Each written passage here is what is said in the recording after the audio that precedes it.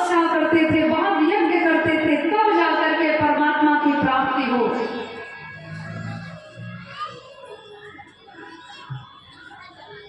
परंतु कलयुग की विशेषता ये है, अन्य युगों में जो बहुत तपस्या और अन्य साधनों से प्राप्त होता था, वो इस घोर कलिकाल में एकमात्र हरिनाम संकीर्तन से ही प्राप्त हो जाता है। एकमात्र हरिनाम संकीर्तन। हम सभी को क्या करना है?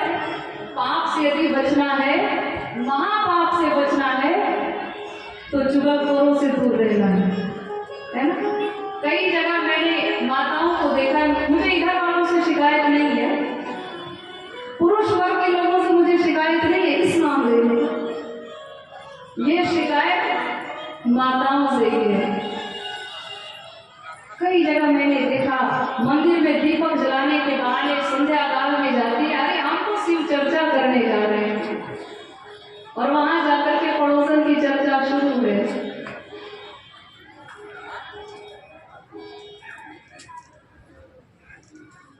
घर से बोलकर निकलती हम शिव चर्चा करने जा रहे हैं, और मंदिर में जाकर के सासू की चर्चा करना शुरू कर देती है।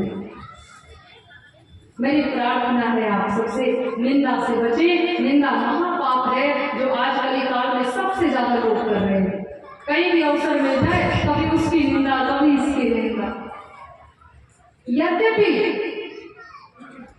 कहा है हमारे कबीर साहब ने, निंदक नियरे राखिए, है ना, निंदक नियरे राखिए, आंगन कुटी जाए। आजकल की युवा पीढ़ी जो है, थोड़े बहुत पढ़ लिख जाए तो बड़े अकड़ करके लोग चलने लगते हैं, अरे हम तो बड़े पढ़े लिखे हैं, हम तो अंग्रेजी जानते हैं। क्या पहले के लोग कम पढ़े लिखे थे? निंदक नियरे राखिए, ये नियर क्या है? अंग्रेजी शब्द है। लोग समझते हैं कि कबीरदास जी पढ़े लिखे नहीं थे। पहले ही बोल दिया था, निंदक नियरे राखिए। जो निंदा करने वाले लोग हैं, उन्हें नियर रखिए, अपने करीब रखिए, समीप रखिए।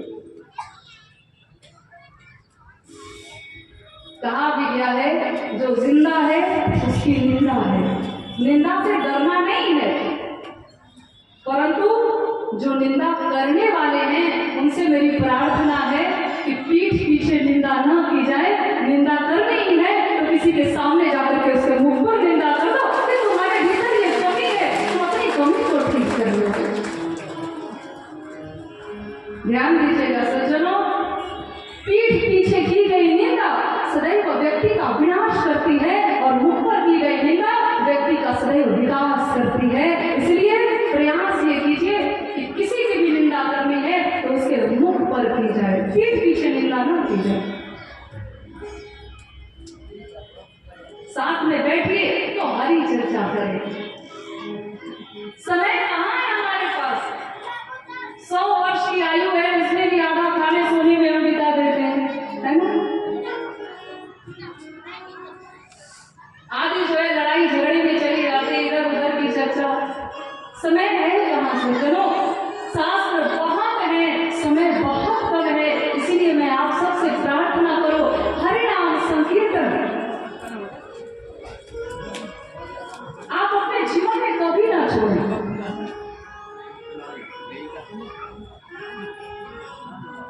यदि कोई निंदा कर भी रहा है तो प्रसन्न हो जाइए। कहा गया है कि गली में यदि 2-4 सुअर आ जाए तो गली की गंदगी साफ हो जाती है। उसी प्रकार जिंदगी में यदि 2-4 आलोचक आ जाए, निंदक आ जाए, तो जिंदगी की गंदगी भी साफ हो जाती है। इसलिए निंदा यदि हो रही है, प्रसन्न हो जाइए। परेशानी तो निंदा करने वाले की है, आपकी थोड़े है।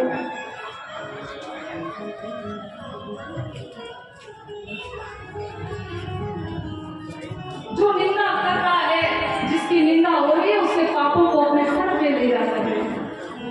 निंदा से बचो। कोई भी व्यक्ति इस दुनिया में बुरा नहीं है। दिन रात आप जिसकी निंदा करने में लगे हैं, कोई भी बुरा नहीं है। काले रंग का चश्मा पहनो तो पूरा संसार काला ही दिखाई पड़ता है, हरे रंग का पहनो तो पूरा संसार हरा ही दिखाई पड़ता है, और वही सफेद पहन लो तो फिर सब साफ साफ नजर आता है।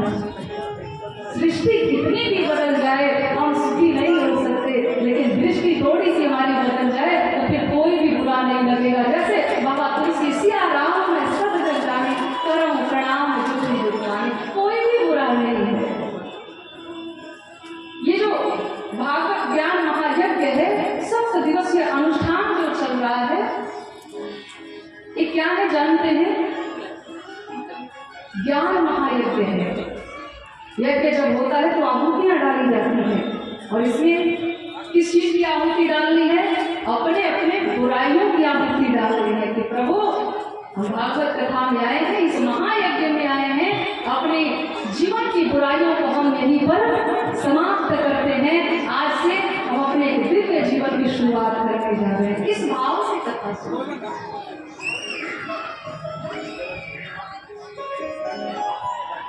निंदा करने में समय ना बिताए, मेरी प्रार्थना है। शौनकादी ऋषियों ने पूछा कि ऐसा कौन सा श्रेष्ठ साधन है जिससे हम परमात्मा की प्राप्ति कर सकते? इस घोर कलिकाल में भगवान को प्राप्त करने हेतु कौन सा सरल और श्रेष्ठ साधन है? सुध जी, आप कृपा करके हमें बताएं। पापों की निवृत्ति कैसे हो? हमारे हृदय में जो भक्ति है उसके प्रवाह को बढ़ाने वाला वो दिव्य साधन कौन सा है? मुझे पता है, चिंतामणि के पास बैठ करके जो चिंतन किया जाए वो मणि उसे प्रदान कर देती है। कल्प वृक्ष ऐसा है जिसके नीचे बैठकर जो कल्पना की जाए, कल्प वृक्ष वो वस्तु जीव को प्रदान कर देती है, परंतु उन दोनों में भी इतना सामर्थ्य नहीं है जो परमात्मा का साक्षात्कार करते।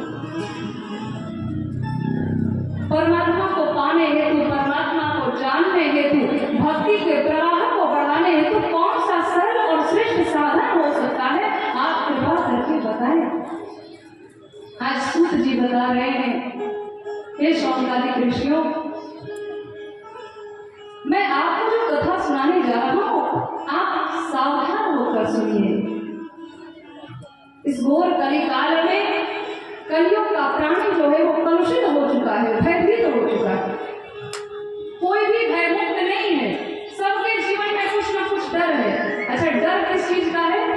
सबसे अधिक यदि किसी चीज से डर लगे तो वो क्या हो सकता है? आप भक्तजन बैठे हैं, आप बताइए आपको सबसे ज्यादा किस चीज से भय लगता है? यदि आपसे प्रश्न किया जाए तो आप क्या कहेंगे? आप बताओ भैया, सामने बैठे किस चीज से भय लगता है? बताओ। भगवान से।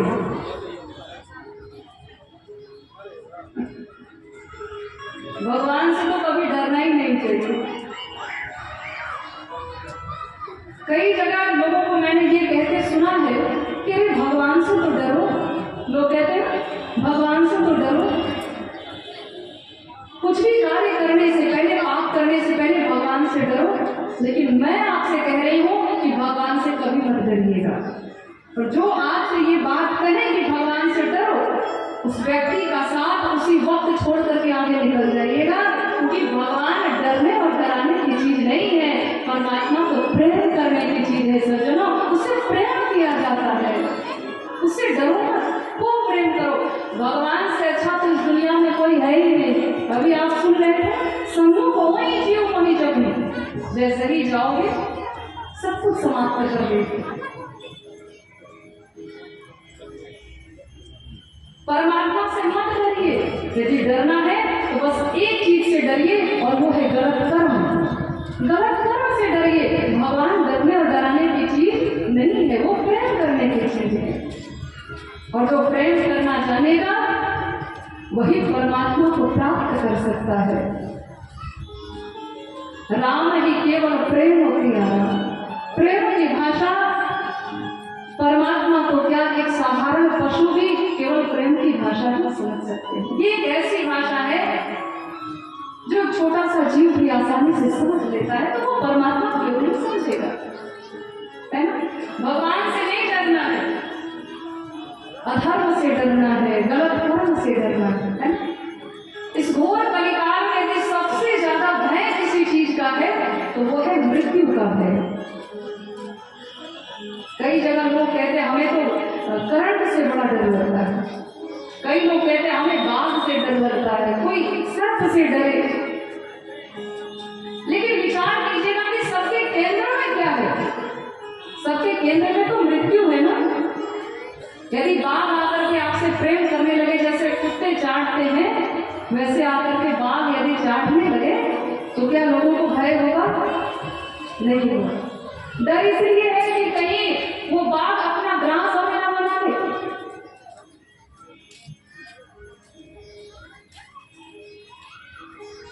कहीं हम काल के गाल में ना समा जाए, इसका भय है।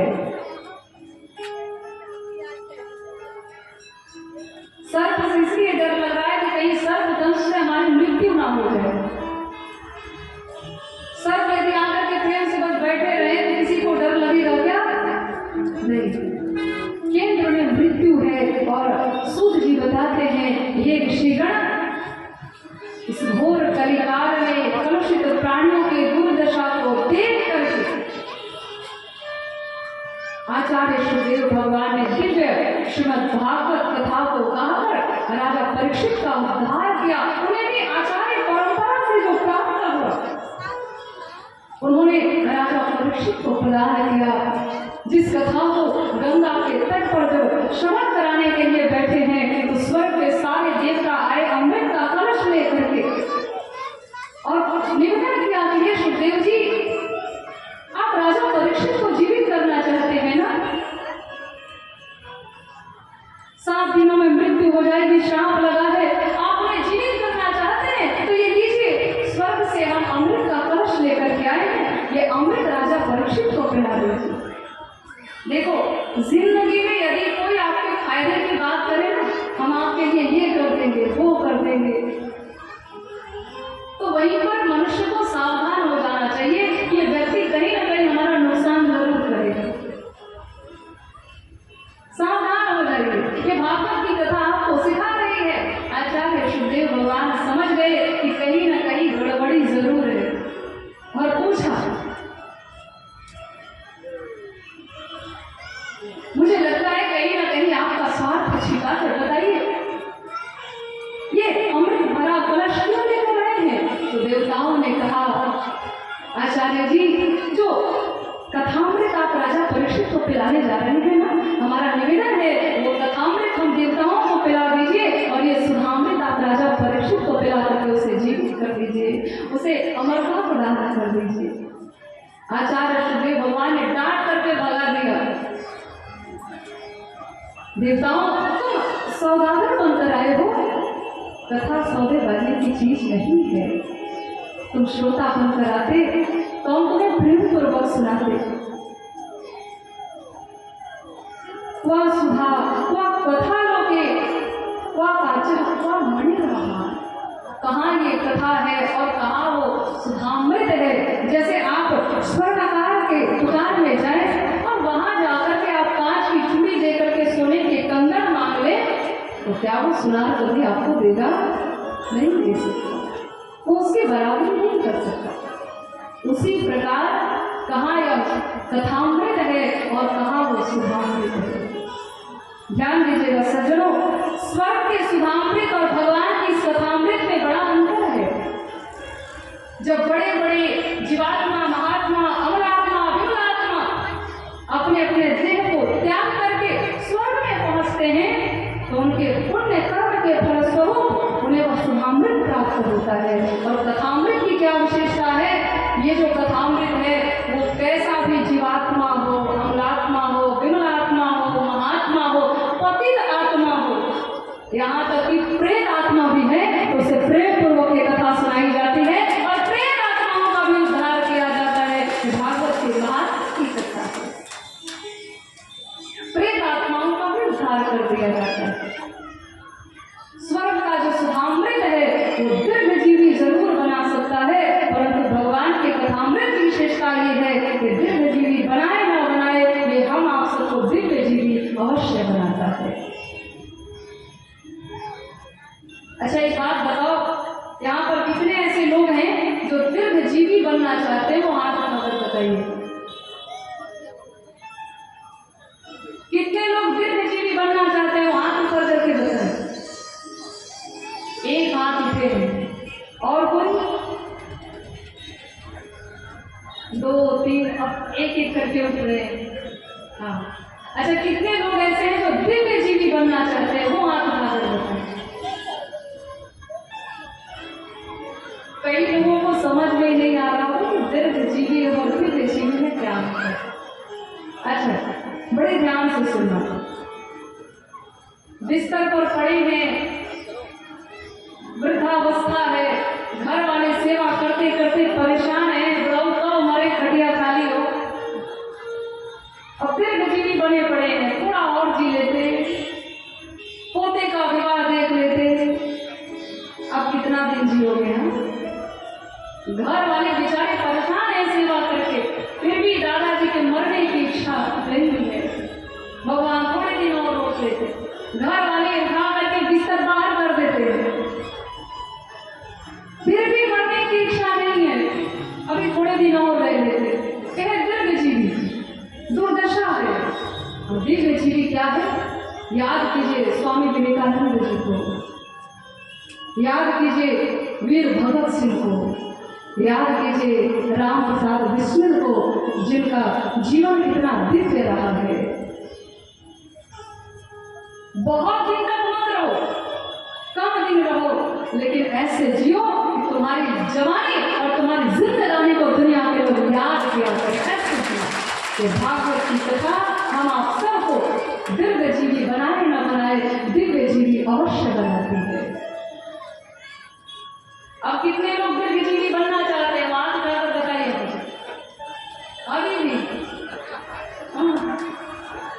अच्छा, कितने लोग दीर्घजीवी बनेंगे? बात कर बताए। दिव्यजीवी बनना है, भगवान से मांगिए। नहीं मांगता है प्रभु कि जिंदगी 100 साल की हो, भगवान से मांगिए कि नहीं मांगता है प्रभु कि जिंदगी 100 साल की हो, देना चंद लम्हों की, परंतु वो जिंदगी कमाल की हो, जिंदगी कमाल की। बहुत दिनों तक रहना ये स्वीकार नहीं है, कम दिनों तक रहे। आज भी भगत सिंह की जवानी को, उनके जज्बे को हम सब सलाम किया करते हैं। युवाओं के आदर्श के रूप में स्वामी विवेकानंद जी को याद किया जाता है। आज भी हम उन्हें प्रणाम करते हैं। क्यों? बहुत दिनों तक नहीं रहे, परंतु उनका जीवन कितना दिव्य रहा है जिसे हम भूल नहीं सकते। राम प्रसाद बिस्मिल जी को याद कीजिए, फांसी दी जानी थी, और जिस दिन फांसी दी जानी थी उस दिन बैठ करके एक्सरसाइज कर रहे थे, व्यायाम कर रहे हैं बड़े आनंद के साथ। तो आसपास के लोगों ने देखा, पूछ दिया, अरे बिस्मिल तुम एक्सरसाइज क्यों कर रहे हो? अब तो वैसे भी तुम्हें मर ही जाना है, फांसी के फंदे पर चढ़ा दिया जाएगा, मर जाओगे, ये शरीर वैसे ही बर्बाद हो जाएगा, खत्म हो जाएगा, फिर इस शरीर को स्वस्थ बनाने में क्यों लगे हो?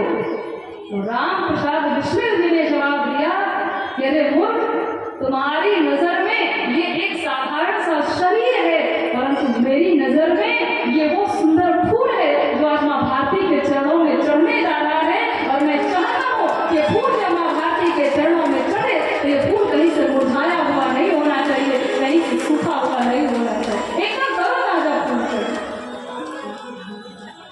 ऐसी दिव्यता, ऐसा जीवन हम सबका भी हो, ये हम परमात्मा से मांगते। और यह जीवन दिव्य तभी बनेगा जब हम भागवत जी की कथा का श्रवण पान अपने चित्त को स्थिर करके करेंगे। मृत्यु का भय सबको है, काढ़व्याल मुख ग्रास, त्रास निर्णा सहेत, श्रीमद्भागवतम शास्त्रम कलौ धीरे नभा। हे ऋषिगण, इस घोर कलिकाल में कलियुग के प्राणियों को भयमुक्त करने हेतु आचार्य सुखदेव भगवान ने इस दिव्य कथा को राजा परीक्षित को गा करके सुनाया, इस कलिकाल में प्रकट किया है। ये वो दिव्य कथा है जिसके अधिकारी स्वर्ग के देवता भी नहीं बने। सारे लोग गए जाकर के ब्रह्मा जी से निवेदन किया, शिकायत की कि हमें तो सुखदेव जी ने डांट करके भगा दिया, कथा श्रवण करने का अधिकारी ही नहीं समझा। ब्रह्मा जी ने कहा, अरे 7 दिनों तक रुको तो सही, जरा प्रभाव तो देखो कि कथा सुनने के पश्चात राजा परीक्षित की क्या दशा होती है। और जैसे ही 7वां दिन आया, राजा परीक्षित की आत्मा परमात्मा में विलीन हुई। ये दृश्य देख करके सारे लोग आश्चर्यचकित रह गए। तराजू के एक पलड़े पर जितने साधन हैं, त्याग, तपस्या, समाधि, योग, तप, जो भी है, जितने शास्त्र थे, जितने पुराण थे, सबको एक ओर रख दिया और एक और श्रीमद् भागवत महापुराण को रखा। और जैसे ही तराजू को उठा करके देखा तो भागवत जी का पलड़ा जो है वो भारी पड़ा और सारे शास्त्र, अन्य साधन ऊपर उठ गए, भागवत जी का पलड़ा भारी हो गया। और उसी समय जितने महात्मा थे सबने घोषणा कर दी, ये कोई साधारण ग्रंथ नहीं है, कोई पुस्तक नहीं है, ये हम वांगमयी मूर्ति प्रत्यक्षावर्तते थे, ये तो साक्षात भगवान की वांगमयी प्रतिमूर्ति है जो हम आप सबके समक्ष भागवत भगवान के रूप में विराजमान है। ये कोई पुस्तक नहीं है। हम सब आरती में ही गाते हैं, श्री भागवत भगवान की है आरती, पापियों को पाप से तारती। भागवत भगवान की है आरती, है ना? किसी पुस्तक की आरती आप नहीं कर रहे हैं, भागवत भगवान की आरती कर रहे हैं। ये भगवान है, इनकी आरती उतारो तो भगवान की आरती है, इन्हें भोग लगाओ तो भगवान का भोग है, भगवान का प्रसाद है, इन्हें प्रणाम करो तो साक्षात भगवान को प्रणाम करो। लघु नंद्यानि जातानि गौरवेण इदं भवति। जितने शास्त्र पुराण थे सब जो है भागवत भगवान के सामने छोटे पड़ गए, सबके सब। अच्छा देखो, जितने साधन थे, योग, तप, समाधि, तपस्या, सब ऊपर चले गए। ऊपर गए कि नहीं गए? कलयुग में कोई तपस्या करना चाहता है? कोई समाधि लगाकर बैठा है? नहीं, कोई भी दिखाई नहीं पड़ता। कहने का भाव है कि सब ऊपर चले गए और एक बार जो चला जाता है वो फिर लौट कर नहीं आता है। सब चले गए। अब कलिकाल में एकमात्र भगवान को प्राप्त करने का श्रेष्ठ और सरल साधन है और वो है भगवान की कथा, भागवत भगवान की कथा, हरिनाम संकीर्तन, जिसके माध्यम से हम परमात्मा की प्राप्ति कर सकते हैं।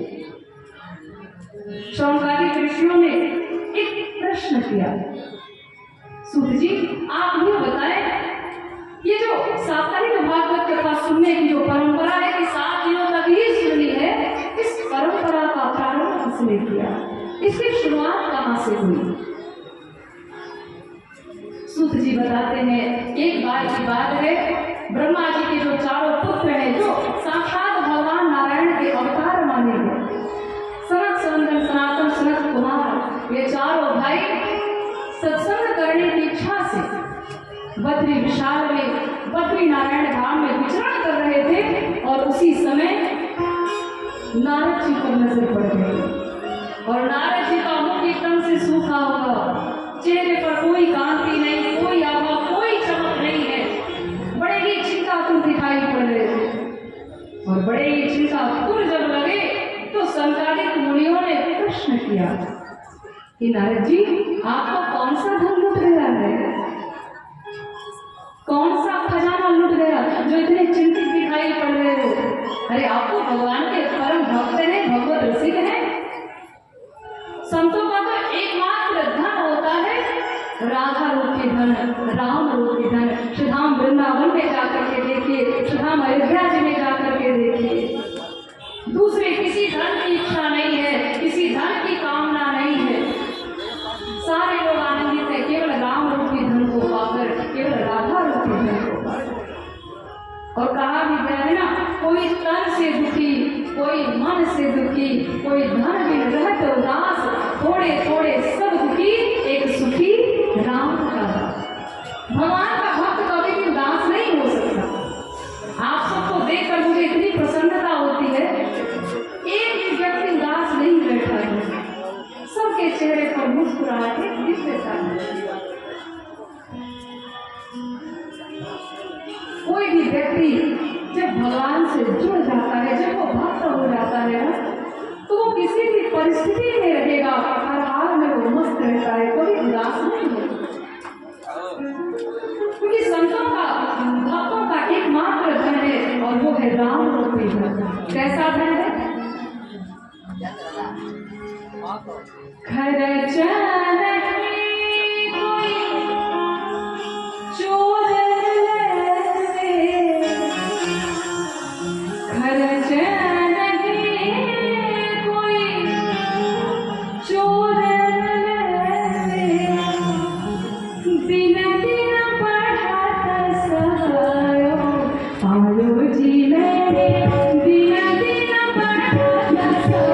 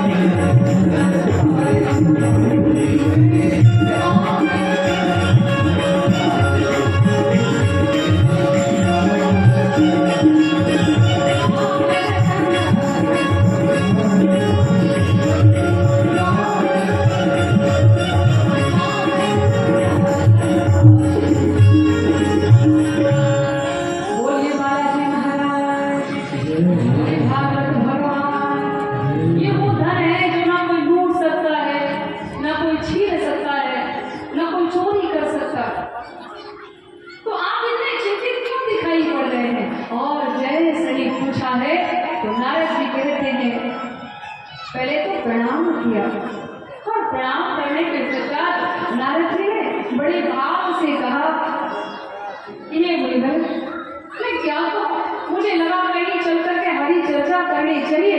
मैंने पूरी पृथ्वी का भ्रमण कर लिया। अहम तो पृथ्वी ज्ञात्वा सर्वोत्तमा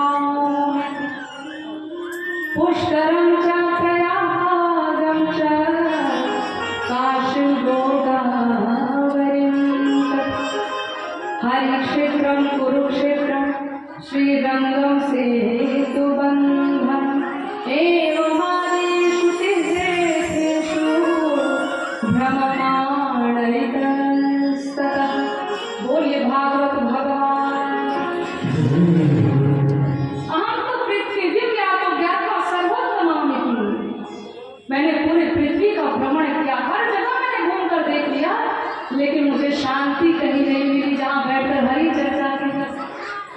मैंने सोचा कि चलो चल करके संतों के पास भगवान की चर्चा कर लो, परंतु इस कलिकाल में संतों की परिभाषा भी बदल रही है ना। देखने में कुछ और है और काम कुछ और है ना। पहले के जमाने में, पहले का जो समय था, पहले के युग में जो जितना ग्रंथ होता था उसे उतना बड़ा वैष्णव, उतना बड़ा साधु पुरुष समझा जाता था, उतना श्रेष्ठ संत समझा जाता था। और आज कलिकाल में परिभाषा बदल गई है। 4-5 गाड़ियां यदि आगे पीछे नहीं घूम रही हैं, हाँ बाबा जी हैं, बस ऐसे ही हैं, चाहे वो कितना भी बड़ा भक्त है, दिन रात भगवान का भजन करने में लगा है, एकदम साधु पुरुष है, परंतु उसका सम्मान आज कलिकाल में नहीं है। सम्मान किसका है? जो साधन संपन्न है, वैभव संपन्न है, बड़ा बंगला है, बड़ी गाड़ी है, तो हाँ ये बहुत अच्छे महात्मा जी हैं, बड़ा सम्मान है, लोग आगे पीछे घूम रहे हैं। लेकिन आप कहीं भी जाकर देखिए, किसी धाम में जाकर देखिए, जो वास्तव में संत होते हैं ना, दिखावा नहीं है, बनावटीपन नहीं है सज्जन, कि मेरे पास इतना साधन है, गाड़ी नहीं होगी तो मैं चल नहीं सकता, मेरे पास अच्छे वस्त्र नहीं हो तो मैं भगवान के पास जा नहीं सकता। नहीं, ये भाव नहीं है, बनावटीपन है, एकदम निर्मल स्वभाव के कहीं किसी कोने में बैठे हैं और मुख से केवल राम राम राम दिन रात। परंतु कलिकाल में उनका सम्मान नहीं है। सम्मान तो उनका किया जाता है जो साधन संपन्न होते हैं। नाम है ब्रह्मचारी बाबा और 5-10 बच्चे खेल रहे हैं, है ना। नाम है त्यागी जी महाराज और बड़े बड़े बंगले दिखाई पड़ रहे हैं। नाम पड़ा है मौनिया बाबा और भीतर से इतनी आवाज आ रही है कि बगल में रहने वाले परेशान। कलिकाल में यही स्थिति है सबकी। अब नारद जी ने कहा संतों के पास भी मुझे वो आनंद नहीं मिला था, आज करके मैंने सोचा कि गृहस्थों के पास चलो, परंतु गृहस्थों की तो और भी दुर्दशा है। क्या? तरुणी प्रभुता श्याल को बुद्धिदाय कन्या विक्रय मनोभा दंपति नाम चकल। आप सब गृहस्थ हैं, गृहस्थों की और दुर्दशा है। क्या? तरुणी प्रभुता के लिए श्याल को बुद्धिदायक है। आज घर में पति चाहे कितना भी कमाए, परंतु राज जो है वो पत्नियों का ही चलता है ना। घरों में स्त्रियों का राज्य है, पुरुषों का राज्य समाप्त हो गया। मैं नहीं कह रही हूँ, भागवत जी में वर्णन है। और आप सब त्रस्त हैं, मुझे देखकर समझ में आ रहा है कि सब बड़े परेशान भी हैं। अब ये समस्या तो आप भी है और आप कितने परेशान हैं ये आप ही समझ सकते हैं। घरों में पुरुषों का राज्य समाप्त हो गया, स्त्रियों का राज्य। बाहर में कितना भी बड़ा शेर हो, घर में आकर के चुआई बना पड़ा। जैसे देवी जी कहेंगे वैसे ही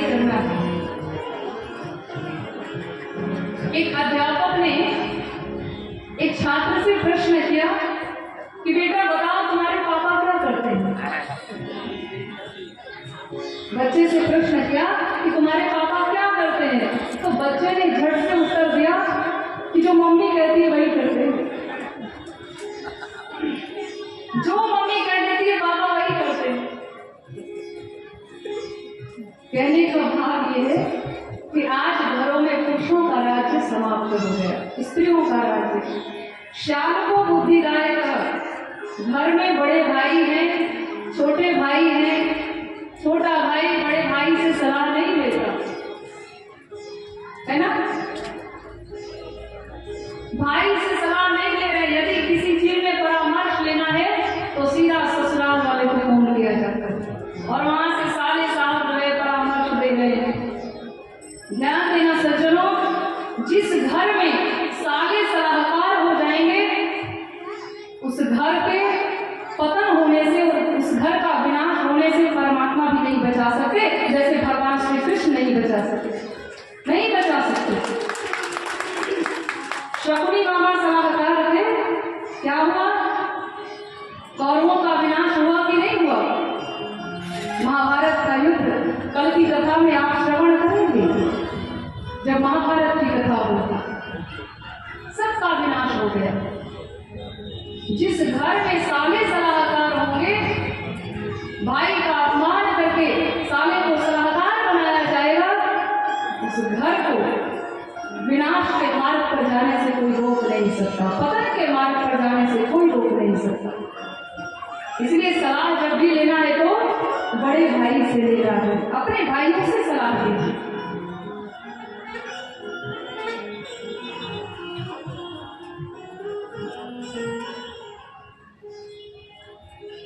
श्याम को बुद्धिदायक, इतना ही नहीं, कन्या विप्रेयो लोभा, इतने लोभी इस कलिकाल में हो गए कि आजकल कन्या का भी विक्रय होने लगा। मन का मेल नहीं है, धन जहां मिल गया वहीं पर समधी बन गए। आज कलिकाल में लोग शादी नहीं कर रहे, सौदा कर रहे हैं। मन खूब बढ़िया है, परंतु धन यदि नहीं है तो विवाह नहीं हो सकता। जहां पर धन मिल गया वहीं पर सौदा जो है वो पक्का हो जाता है। मन मिलाना जरूरी नहीं है, लोग धन मिलाने में लगे हैं। दंपति नाम सकल कलम, दिन रात जो है पति पत्नी में कलह का वातावरण बना हुआ है। नारद जी ने कहा, इन सारी परिस्थितियों को जब मैंने देखा तो मेरा हृदय अत्यंत व्यथित हो गया, व्याकुल हो गया। तब मैं सब हार करके अंत में भगवान श्री कृष्ण की जो पावन लीला स्थली है श्रीधाम वृंदावन में, यमुना के पावन पुलिन पर पहुंचा और वहां मैंने एक बड़ा ही आश्चर्यजनक दृश्य देखा। नारद जी कहते, मैंने देखा